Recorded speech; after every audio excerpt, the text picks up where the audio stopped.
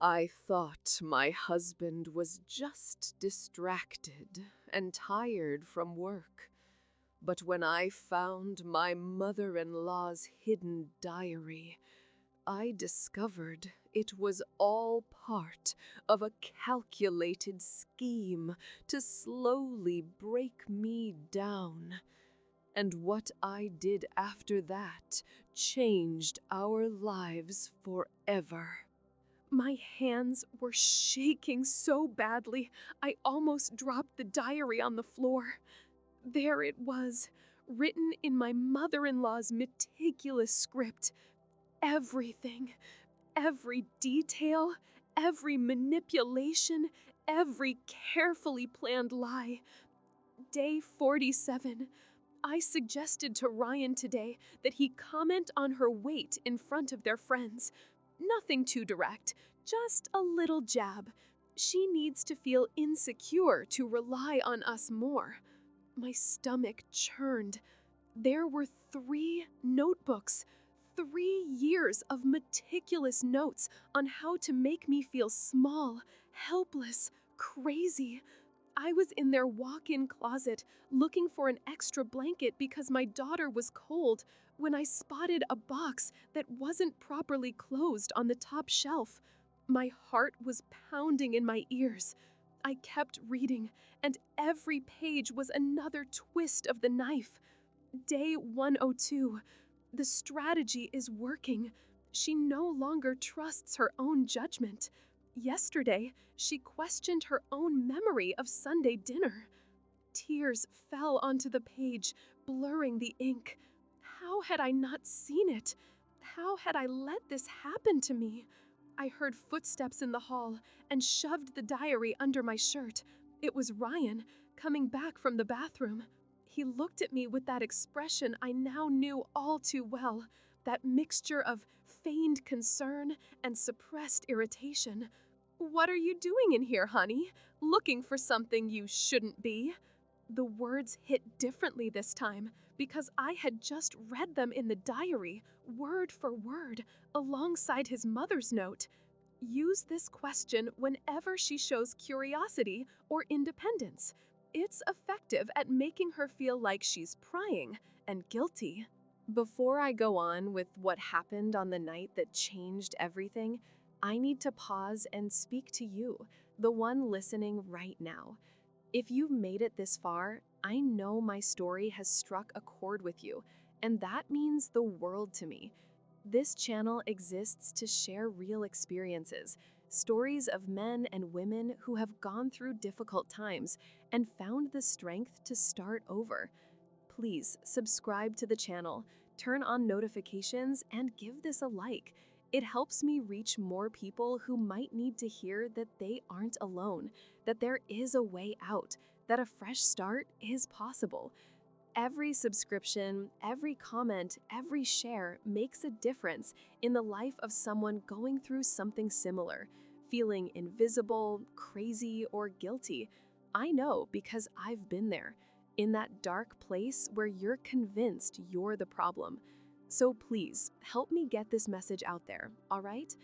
Now, I'll tell you from the very beginning how I ended up in that closet on that night, holding the truth in my hands and feeling my world both crumble and rebuild itself all at once. I met Ryan 8 years ago at a barbecue with mutual friends. He was everything I thought I wanted. Handsome, successful, attentive, funny. For the first few months, he treated me like I was the most precious thing in the world. I remember he memorized my favorite coffee order, always brought flowers for no reason, and would text me during the day just to say he was thinking of me. My friends said I'd hit the jackpot, that a man like him was rare. We got married after a year and a half, in a beautiful ceremony that his mother, Carmen, insisted on helping to organize. She seemed so happy, so welcoming. "Now you're my daughter too," she said, hugging me on our wedding day, and I truly believed her. The first 2 years were good, or at least that's what I thought at the time. Ryan worked a lot, came home late, but I understood. He was building his career. His mother lived 2 blocks away and would always show up unannounced, bringing food, giving her opinion on the decor, suggesting how I should arrange things. At first, I thought it was sweet, an involved, caring mother in law. But slowly, I started to realize that nothing I did was ever good enough. Honey, Ryan has always liked the house brighter. These dark curtains make everything feel so heavy. Or, dear, you could make that recipe he loves, couldn't you? I can teach you, it's not hard. They were always gentle suggestions, said with a smile, but they made me feel incompetent. Ryan never defended me. On the contrary, he'd agree with his mother. She's just trying to help, honey. You don't need to be so sensitive. The word sensitive started to come up a lot. I was too sensitive, I was exaggerating, I was being dramatic. When I complained that he spent every Sunday at his mother's house and barely spent time with me, I was being needy. When I asked for us to go out alone without the constant presence of his family, I was being selfish. When I cried out of frustration, I was throwing a fit. My self esteem began to crumble so slowly I didn't even notice. I gained a few pounds, and Ryan started making comments. You're not going to eat that, are you? In front of friends. Joanna's in her let's forget the diet phase, right, honey? Everyone would laugh, and I'd laugh along, but inside, I died a little. I started to look in the mirror and see only flaws. I stopped buying nice clothes because I thought I didn't deserve them, that nothing looked good on me. His sister, Patricia, always had a sharp comment disguised as concern, too. Oh, Joanna, you look so tired. Are you not sleeping well? Or, wow, you're not going to do something with that hair? We're leaving soon. I tried to talk to Ryan about how his family made me feel, and he rolled his eyes. You're losing it, Joanna. My mom adores you. My sister adores you. The problem is you're always looking for trouble where there is none. I began to doubt myself. Was I imagining things? Was I really the problem? My therapist at the time suggested I might be experiencing gaslighting, but I defended Ryan. No, he wouldn't do that. He loves me. I stopped going to therapy because Ryan said it was a waste of money and that I was always worse after the sessions. When I got pregnant with our daughter, Laura, I thought things would get better, but they got worse. Carmen practically moved into our house. She decided what I should eat, how I should sit, what clothes to buy for the baby. First time moms don't know anything, honey. Let me show you. Ryan supported all of it. The day Laura was born, he called his mother first before he even called my own mom. When I got home from the hospital, the house was full of his family. None of mine had even been told. In the months that followed, Carmen would arrive early in the morning and stay until late at night. She would take Laura from my arms, saying I was holding her wrong, criticize how I breastfed, and overrule my decisions. Ryan, tell Joanna that babies don't sleep in their parents' room. She's going to spoil the girl. And he always took her side. I started to feel like a stranger in my own home, incompetent in my own motherhood. I would have crying spells in the bathroom, hiding so they wouldn't call me weak, crazy, or unstable. My friends stopped calling because I always canceled our plans. Ryan said I needed to stay home, that it wasn't responsible to leave the baby, that I was a bad mother for wanting to go out. I became isolated, alone, lost. One day, almost 3 years after Laura was born, I forgot to buy Ryan's favorite coffee. He came home and threw a completely disproportionate tantrum. You do nothing all day, Joanna. You had one thing to remember. I called my mom, crying, and she came to get me. I stayed at her house for a week, and for the first time in years, I could breathe. But Ryan showed up with flowers, crying, saying he didn't know what had gotten into him, that he loved me, that he would change, that he would go to couples therapy with me. I went back because I wanted to believe him, because I loved my family, because I was ashamed to admit I'd been wrong about him. He was better for 3 weeks. Then everything went back to exactly how it was before, only worse, because now he had more ammunition. You see how unstable you are, running away from home like a child. It's a good thing I'm so patient with you. The night I found the diaries was exactly 3 weeks before Laura's 4th birthday. After Ryan asked what I was doing in the closet, for the first time, I lied with absolute conviction. I was looking for Laura's blue blanket. I thought it was in here. He believed me, or pretended to, and went back to bed. I waited for him to fall asleep, waited until his breathing was deep and even, and then I went back into the closet with my phone to photograph every single page of those damned diaries. I spent 2 hours crouched in the dark, lighting up the pages with my phone screen, photographing piece after piece of evidence of 3 years of systematic, calculated manipulation. It was all there. Dates, strategies, conversations between his mother and Ryan, planning how to isolate me from my friends, how to make me doubt my own sanity, how to make me financially dependent, even suggestions for specific phrases to use against me. Day 213. I convinced Ryan to ask her to quit her job. I told him Laura needs a full-time mother. This way, she loses her financial independence and will be easier to control. I felt a rage so intense, I had to bite my own wrist to keep from screaming. But along with the rage came something I hadn't felt in years. Absolute clarity. It wasn't me. It had never been me. I wasn't crazy. I wasn't exaggerating. I wasn't being too sensitive. It had all been real. All of it planned, all of it intentional. In the early hours of that morning, sitting on the cold floor of that closet, I made the most important decision of my life. I was going to get out, but I was going to do it the right way, with proof, with a plan, with a strategy. They had spent 3 years methodically destroying me. I would spend the next few months secretly rebuilding myself. In the days that followed, I acted as if nothing had happened. I smiled at Carmen when she arrived with her criticism disguised of affection. I agreed with Ryan when he said I needed to lose weight. I accepted Patricia's humiliations without complaint. But inside, I was awake, alive, furious, and determined. I started small. I reopened my individual bank account that had been closed, the one my parents had put money into when I got married. There was $15,000 in it that I had completely forgotten about. I started transferring small amounts into it, $100 here, $200 there, amounts Ryan wouldn't notice missing from the household budget.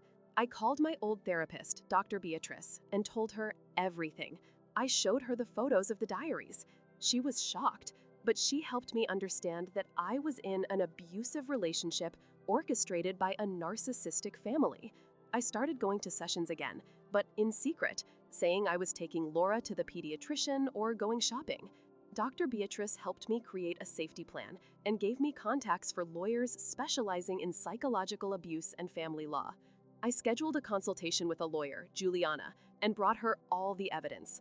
She was stunned by the amount of documented proof. Joanna, this is gold. You have written confessions of intentional manipulation, systematic gaslighting, alienation. This completely changes a divorce proceeding. I started discreetly recording conversations too. Every time Ryan humiliated me, every time his mother made a destructive comment, every time they made me doubt my own memory. My phone became my vault of truth. I reconnected with my old friends, the ones I had abandoned under pressure from Ryan. I explained everything, showed them the proof, and they welcomed me back without judgment. We knew something was wrong, Joanna, but you always defended him. They became my secret support network. I started researching psychological abuse, family narcissism, complex trauma. I read books, watched documentaries, joined online support groups. The more I learned, the more I understood that I was just another victim of a pattern Ryan's family had likely been repeating for generations. Physically, I started taking care of myself too. I started exercising again, not to lose weight for him, but to get my strength back. I bought clothes I liked with the money I was saving. I cut my hair the way I wanted it, not the way Carmen approved of. Every small, autonomous decision was an act of silent rebellion, another brick in the rebuilding of my identity. 3 months after that night in the closet, I had saved up $12,000. I had all my evidence organized. I had a lawyer ready to go. I had a solid support network, and I had a complete plan. But one thing was missing: the courage to execute it. You don't need to be brave all the time, Joanna, Dr. Beatrice would remind me in every session. You just need to be brave for 10 seconds. 10 seconds of courage to take the first step, and the rest will follow. The right moment came in a way I never could have planned. It was on Laura's 4th birthday. At a party Carmen insisted on throwing at her house, of course, because my house was never good enough. She had invited their entire family, their friends, but had forgotten to tell mine. When my mother called asking for the time, Carmen said, loud enough for me to hear, "Oh, what a shame. The party is just for close family and intimate friends. You know how it is, a small space." My own mother was being excluded from her own granddaughter's birthday? That was the last straw. It was the 10 seconds of courage I needed. That afternoon, as everyone sang happy birthday and Laura blew out her candles, I looked around and saw the scene with crystal clarity. Ryan, with his arm around his sister, laughing at something she'd said, completely ignoring me. Carmen cutting the cake she had made because one I made would never be good enough. Patricia posting photos on social media with captions about her beautiful family, while I had been cropped out of half the pictures, and me in the corner of the room, invisible at my own daughter's party. I slipped out quietly, went to my car, and sent a text to my lawyer, Juliana. "It's time. Monday morning, execute the plan." She replied immediately, "Ready. You are stronger than you think." I went back to the party, ate cake, smiled, took pictures with Laura, and acted like the perfect wife and daughter-in-law they wanted me to be. But inside, I was burning with determination. On Monday, while Ryan was at work and Laura was at preschool, I executed the first phase. I gathered all my important documents: birth certificates, diplomas, family jewelry, photos from my childhood, everything that had sentimental or legal value. I put it all into 2 suitcases and took them to my mother's house. I was back home before anyone noticed I had been gone. On Tuesday, Juliana filed for divorce with a petition for full custody of Laura, based on systematic psychological abuse. Attached to the petition were printouts of Carmen's diaries, transcripts of the audio recordings, reports from my therapist documenting the psychological damage, screenshots of messages, everything. The file was a brick of irrefutable evidence. Ryan was served on Wednesday at his office. Juliana later told me he called her immediately, flustered, saying it was all a misunderstanding, that I was crazy again, having an episode. She responded coldly, "Mr. Davies, I suggest you hire a lawyer. The evidence is substantial and includes written documentation of intentional psychological manipulation." He hung up on her. When Ryan came home that night, I was sitting in the living room, calm, with Laura already asleep in her room. He stormed in like a hurricane. "What the hell is this, Joanna? Have you completely lost your mind? Divorce? Abuse? You're slandering me." I took a deep breath and spoke in a voice I didn't recognize because it was steady, clear, unshakable. "I found your mother's diaries, Ryan. I know everything. Every lie, every manipulation, every strategy. It's all documented, photographed, and in my lawyer's hands." The color drained from his face. "What diaries? What are you talking about?" "The 3 notebooks your mother kept in your closet. 3 years of notes on how to destroy me psychologically. You knew, Ryan. You always knew. You were an accomplice." He tried to recover, tried to use the old tactics.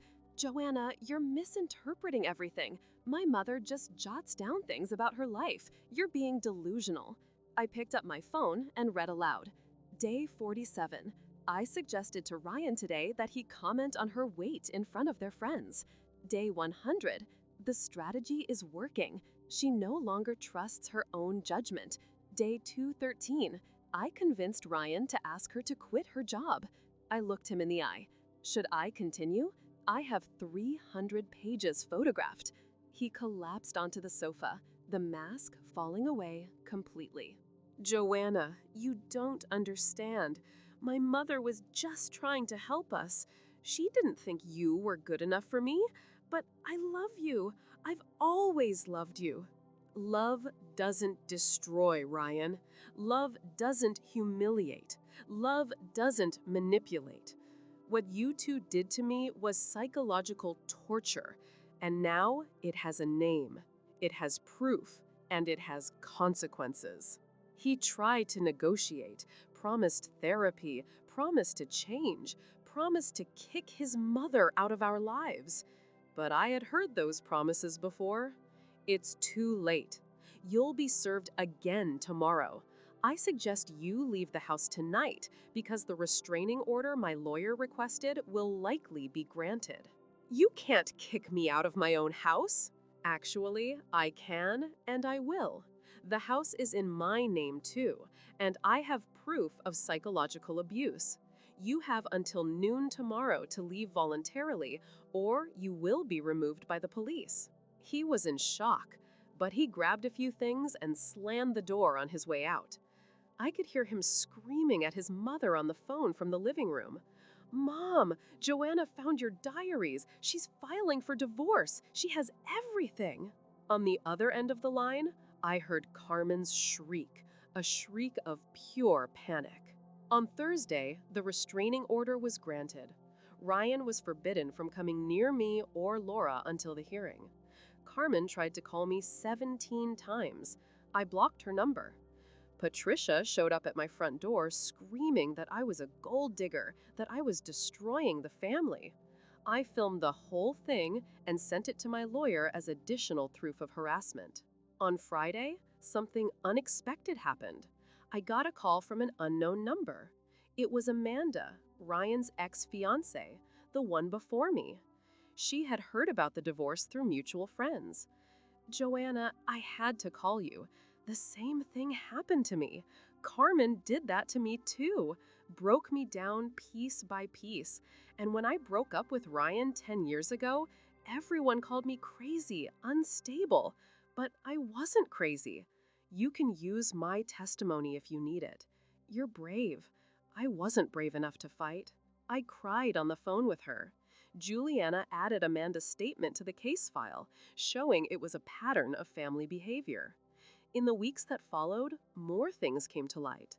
An audit of our marital finances revealed that Ryan had a secret account with $120,000, money he was hiding from me while making me feel guilty for our grocery bills. I also discovered, through a friend who worked in his building, that Ryan had been having an affair with his secretary for 2 years. More evidence, more proof that I had never been the problem. His family tried various tactics. First, denial, then anger, then they tried to bribe me, offering money for me to drop the case. When I refused, they tried to smear me on social media, creating fake profiles saying I was a bad mother, that I had abandoned my daughter, that I was unhinged. But I had something they didn't: the truth, documented, irrefutable, and witnessed. My lawyer filed a defamation suit as well. A month later, at the preliminary hearing, the judge reviewed all the evidence. Carmen had to testify, and watching her try to explain the diaries was almost cathartic. Your Honor, I was just keeping personal notes. I never meant to hurt anyone. Joanna is misinterpreting everything. The judge leafed through the diaries and read a few passages aloud. Mrs. Davies, it says here, verbatim, strategy to push Joanna away from her friends. This does not sound like an innocent personal note. She had no answer. Ryan tried to defend himself by claiming he didn't know about the diaries, but text messages between him and his mother proved otherwise. There were conversations where they openly discussed the strategies against me. The mask had fallen off completely, and there was no putting it back on. The final hearing took place 3 months later, on a cold January morning. I arrived at the courthouse with Juliana, my mother, and my two best friends, Clara and Fernanda. On the other side of the aisle, Ryan sat with a high-priced lawyer Carmen had hired, and his entire family was there. His mother, his sister, even aunts and uncles I barely knew, all of them staring at me with hatred. But I didn't look away. For the first time in years, I stared right back, steady, because I knew who I was and I knew the truth was on my side. The judge entered, and the room fell silent. He began by saying that he had carefully reviewed the entire case, all the evidence, all the testimonies, and that it was one of the most well-documented cases of psychological abuse he had seen in his 20-year career. Ryan went pale. Carmen gripped her purse so tightly her knuckles turned white. The judge first called my therapist, Dr. Beatrice, to the stand. She explained in clinical terms how the systematic psychological abuse had caused me severe anxiety, depression, and symptoms of post-traumatic stress disorder. She showed charts of my progress in therapy, how I had arrived completely broken, with no self-esteem, questioning my own sanity, and how, after discovering the diaries and beginning the healing process, I had improved exponentially. The difference between the Joanna of 6 months ago and the Joanna of today is the difference between a broken person and one who has reclaimed her strength and identity. This was only possible because she discovered she wasn't crazy, that the abuse was real and intentional. Next, it was Amanda's turn to testify, the ex-fiancé. She told them everything, how Carmen had done the exact same things to her years ago. The veiled criticisms, the isolation from friends, making her doubt her own memory, convincing Ryan to treat her poorly. I ended the engagement because I thought I was going crazy. For years, I believed I was the problem, that I was unstable. It was only when Joanna called me and I learned about the diaries that I understood it was never my fault. The whole family operates this way. It's a pattern. Ryan's lawyer tried to discredit her testimony, calling her a bitter ex-girlfriend, but the judge cut him off. Counselor, when two independent accounts separated by years describe the exact same pattern of behavior, that is not a coincidence. It is evidence of systematic conduct. Then came the moment I had been both waiting for and dreading, my own testimony. I took the stand, placed my hand on the Bible, and swore to tell the truth. I looked at the judge and began to speak. I told him everything, from the beginning, what the marriage was like, how I was slowly torn down, how every day was a battle against my own mind, which they had hacked. I told him about the public humiliations disguised as jokes, the forced isolation, being prevented from working, being called crazy every time I questioned anything. My voice shook a few times, but I didn't stop. I looked directly at Ryan as I spoke. I truly loved you. I believed in you. I tried to be good enough, thin enough, perfect enough. But nothing would have ever been enough, because the goal was never for me to be better. The goal was to break me so I would be controllable. And for 3 years, it worked. But when I found those diaries, when I read with my own hands the written proof of every manipulation, something in me woke up. I wasn't crazy. I was never crazy. You are the ones who are sick. Ryan looked away. His lawyer asked to speak. Your Honor, my client acknowledges there were mistakes in the marriage, but this does not constitute abuse. It was simply a relationship that didn't work out. Juliana stood up, holding a folder. Your Honor, I would like to present additional evidence. She placed enlarged printouts of specific diary pages on the table. She read aloud for the entire courtroom to hear. Day 156. Today, Ryan agreed to make Joanna believe she had forgotten his mother's birthday, when in fact we both knew she had remembered. I laughed until I cried when she called her mother-in-law in a panic to apologize. The mental confusion is setting in perfectly. A deathly silence fell over the courtroom. Even Ryan's family members looked shocked. Juliana continued. Day 284. Joanna found out about Ryan's secret account. We need to act fast. I suggested he tell her she's having delusions, that she needs psychiatric help. It worked. She believed she was becoming paranoid. She looked at the judge. Your Honor, this is not just a bad marriage. This is premeditated psychological torture, documented by the perpetrator herself, with the full knowledge and active participation of the defendant. The judge then turned to Carmen and asked the question that sealed all of their fates.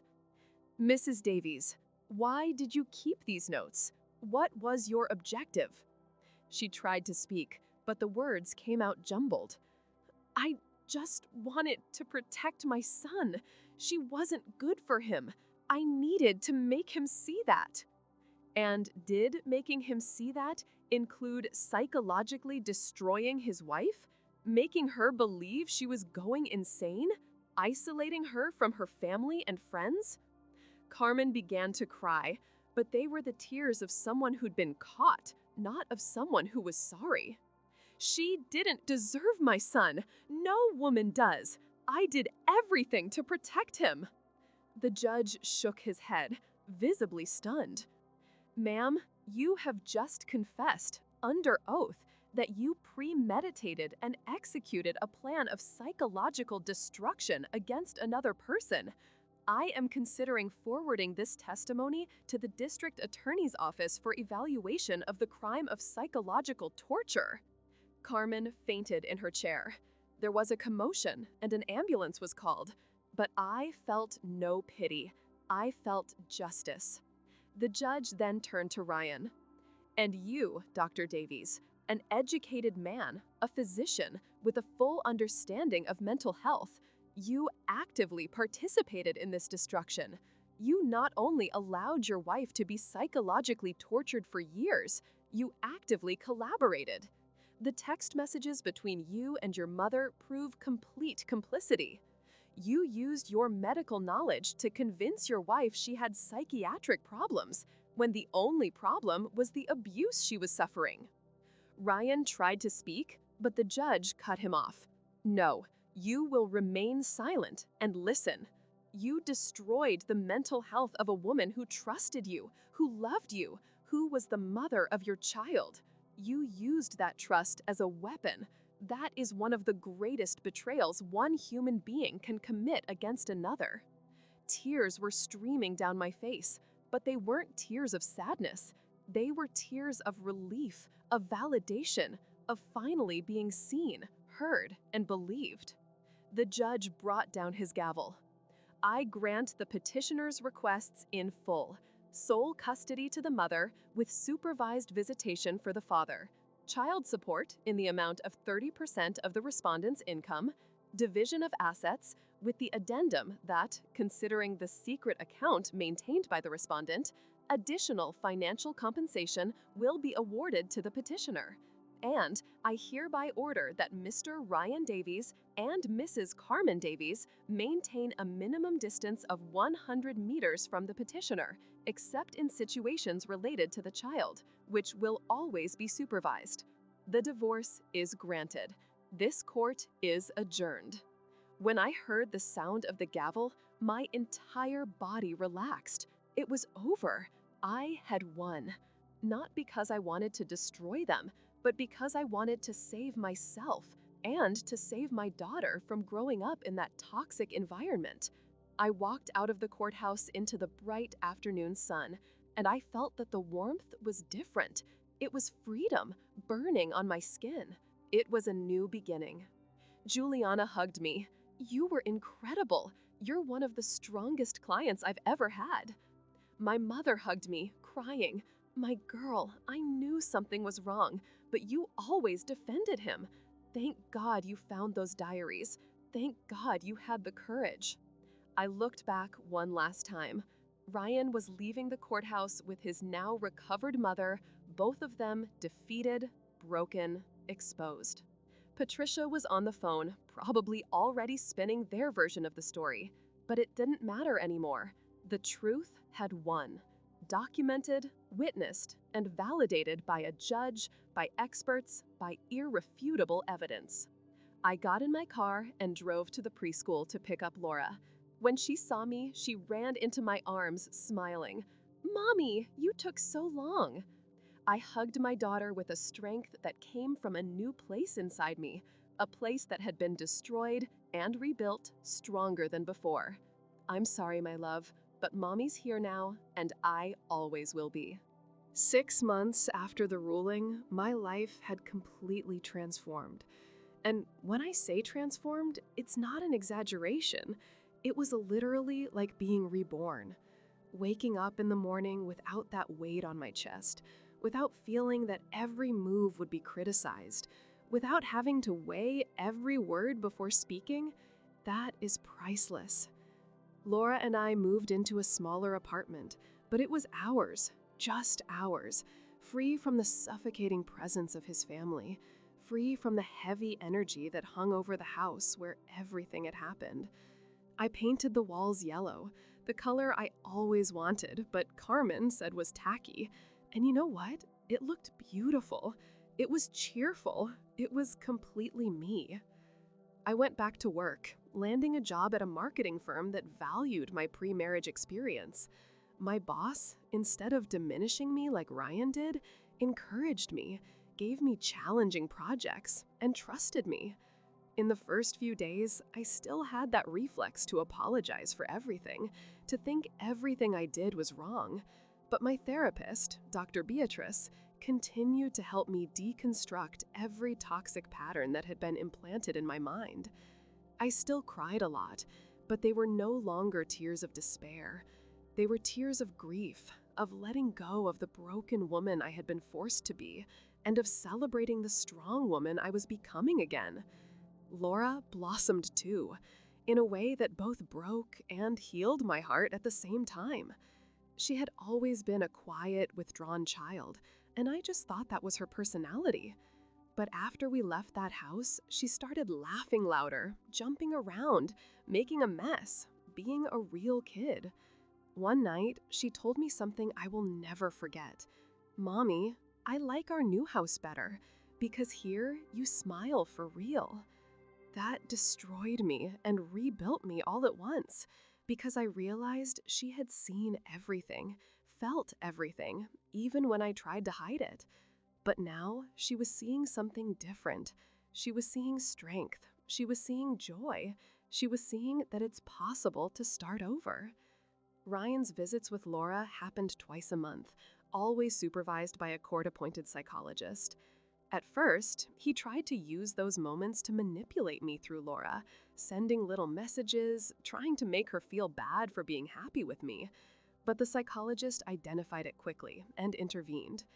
Over time, Ryan understood that the game was over, that he no longer had any power over me, and the visits became just that, visits, without drama, without manipulation. He never apologized. People like him rarely do. But he could no longer get to me. I had built healthy boundaries. I had built up armor through therapy, self-awareness, and a recovered sense of self-worth.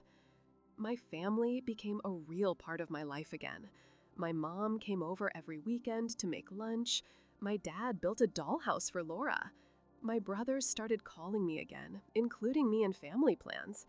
I hadn't realized just how isolated I was until I got those connections back, until I felt again what it was like to be loved, unconditionally, without games, without needing to be perfect. My friends Clara and Sophie became my strongest support system. We had movie nights, went out to dinner, laughed at silly things, and I rediscovered what it was like to have true friendships, free of jealousy, possessiveness, or someone making me feel guilty for having my own life. I met other women who had been through similar situations. We joined a support group for survivors of psychological abuse, and hearing their stories, recognizing the patterns, understanding that I was not alone, it was transformative. We supported each other, celebrated each other's victories, and cried together during setbacks, because healing isn't linear. There are bad days, days you doubt yourself again, days the abuser's voice still echoes in your head. But having people who understand, who don't judge, who remind you how far you've come, that makes all the difference. I went back to doing things I loved and had given up. I started reading again, devouring books every night after putting Laura to bed. I started cooking for pleasure, not out of obligation or fear of criticism. I tried new recipes, burned a few, and laughed at the disasters because there was no one there to make me feel incompetent. I started wearing colorful clothes and makeup again, not to please anyone, but because I liked feeling beautiful for myself. I gained a little more weight, then lost a little, and for the first time in my life, my weight didn't define my worth. My body was mine, only mine, and it had carried me through hell and survived, so I loved it in whatever shape it was in. Financially, the support payments and the division of assets gave me stability. But more important than the money was the independence it represented, knowing I could support myself, that I didn't need anyone to survive, that I was capable. I opened a savings account for Laura, putting a little away each month, planning for her future. And doing that, having that control, that autonomy, was liberating. A year after the ruling, something unexpected happened that brought a beautiful sense of closure. I got a message from Amanda, Ryan's ex-fiancée. She had started therapy after testifying in my case and was processing everything she had lived through years ago. Joanna, I wanted to thank you. You had the courage I didn't. Watching you face all of that inspired me to finally confront my own trauma. I'm in therapy, I'm healing, and it's because of you. You saved yourself, and somehow you saved me too. We met for coffee, and it was strange and beautiful at the same time. Two women who had been broken by the same family, now rebuilt, stronger, supporting each other. We became friends, and that, transforming pain into connection, transforming trauma into sisterhood, is one of the most beautiful things to have come out of all of this. As for Carmen and Patricia, I heard through the grapevine that they became social pariahs. People found out what they had done, the diaries had leaked in some circles, and their reputations were destroyed. A part of me felt a dark satisfaction in that, I won't lie, but the bigger part of me just felt relief that they were far away, out of my life, unable to ever reach me again. Ryan tried to rebuild his life, started dating someone else, and I hoped he had learned something, hoped he wouldn't do to her what he did to me. But honestly, it wasn't my problem anymore. I was free of that weight. Today, 2 years after that night in the closet, I look back and see the complete journey, the before and after, the broken woman and the rebuilt woman, and I know it was worth every tear, every moment of fear, every second of courage. I am no longer the Joanna who accepted crumbs of affection disguised as love, who thought being small was being lovable, who believed the problem was always her. I am the Joanna who stands up, who defends herself, who knows her worth, who is teaching her daughter to be strong, to have a voice, to never, ever let anyone dim her light. Laura will grow up seeing a mother who fell but got up, who was broken but rebuilt herself stronger, and that example is the greatest gift I can give her. Some nights, before I go to sleep, I still pull out my phone and look at the photos of those diaries, not to relive the pain, but to remind myself of what I survived, what I overcame, the irrefutable evidence that I wasn't crazy, that my perception was always real. And then I turn off the screen, hug my pillow, and sleep in peace, in freedom, knowing I am deserving of all the good things yet to come. Because that's the truth. Surviving isn't the end of the story, it's the beginning of a new one, a better, truer one, your own. And to you who have listened this far, who have stayed with me through this whole journey, I have a few questions for you. Have you ever been through something similar? Have you ever been made to feel small in a relationship that was supposed to make you grow? Have you ever doubted your own sanity because someone you loved made you question your memory, your perceptions, your feelings? Have you ever been called too sensitive, dramatic, or crazy when all you were doing was reacting to real abuse that no one else could see? Tell me in the comments, truly. Your story matters, your voice matters, and maybe by sharing, you will help someone else who is going through this right now and feels all alone. Or maybe you know someone who is in this situation, someone you love who is being slowly destroyed, and you don't know how to help. Leave it down below. Let's create a support network in the comments. Let's empower each other, because loneliness is an abuser's greatest weapon, and together, we can break that silence. And if you identified with this story, if something here touched your heart deeply, I want to tell you something very important. You are not alone. There is help, there is a way out, and there is a new beginning. But above all, there is a love greater than any abuse, a love that heals, that restores, that rebuilds. I want to encourage you to seek spiritual help in God, to place your faith in Jesus Christ, because it was He who gave me strength in my darkest moments. He who held me up when I thought I would fall apart. He who put the right people in my path. He who showed me that I had infinite worth, regardless of what any human being said about me. Find a church, a Christian faith community near you, a place where you can be welcomed without judgment, where you can pray, cry, and be spiritually strengthened. Healing doesn't just come from therapy. It doesn't just come from justice. It also comes from faith, from a connection to something bigger than us, from the understanding that God never wanted you to be treated this way, that His plan for you was always true love, respect, and dignity. So if you are listening to this and you feel a tightness in your chest because you recognize your own story in mine, do not ignore that feeling. It is a call to action, to seek help, to save yourself. Call someone you trust, find a therapist, speak with a spiritual leader. Document what is happening, because evidence saves lives. It saved mine. And if you know someone in this situation, don't stay silent. Offer support. Believe them when they tell you what they're going through. Because often, the victim of psychological abuse has been conditioned to think no one will believe them. So when someone does believe them, that can be the push they need to find the courage to leave. I want to thank each and every one of you from the bottom of my heart for making it to the end of this story. I know it was long, I know it was heavy, I know it stirred up difficult emotions, but I needed to tell it all, every detail, because it's in the details that other women will recognize their own situations. It's in the details that someone will realize that what they are living through has a name, has a pattern, and has a solution.